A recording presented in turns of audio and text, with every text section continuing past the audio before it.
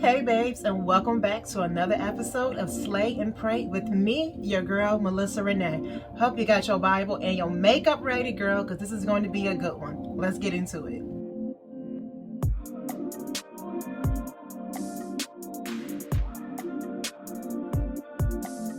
All right, babes. So today I'll be coming from Daniel chapter 1. Now, this is during the time when the children of Israel were just captured and brought into exile by King Nebuchadnezzar. So the king ordered one of his chief officers to bring in some Hebrew boys who were handsome and intelligent to serve in the king's palace, right? So he was to teach them the language and the literature of the Babylonians. Now, they were to be trained for 3 years before they were brought into the king's service. Now, during this time, the king assigned them a daily amount of food and wine from the king's table. Among those who were chosen were 4 guys from Judah: Daniel, Hananiah, Mishael, and Azariah. Now, the chief officer gave them new names.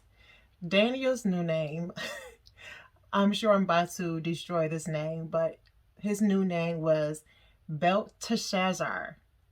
Okay. And then the other 3 were Shadrach, Meshach, and Abednego.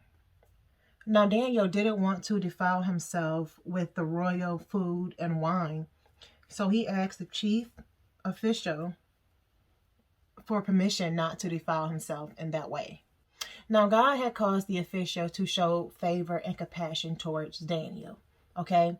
But he told Daniel, I am afraid of the Lord my king, who has assigned your food and drink. He said, why should you look worse off than the other young men your age?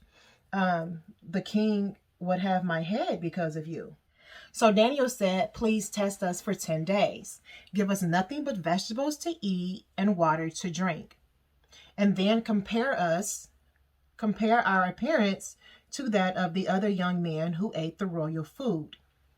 So that's what they did. The officer only gave them vegetables to eat. So they were tested, and at the end of the 10 days, they looked healthier than all of the other men who ate the royal food and drank the wine.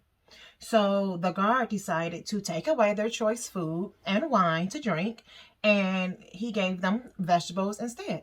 To these 4 men, God gave knowledge and understanding of all kinds of literature and learning. And Daniel could understand visions and dreams of all kinds.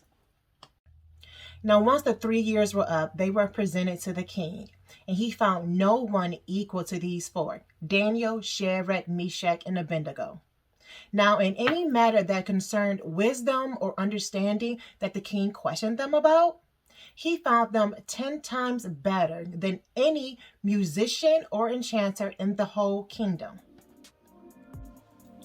So what can we take away from this story today? Never lose our identity, right?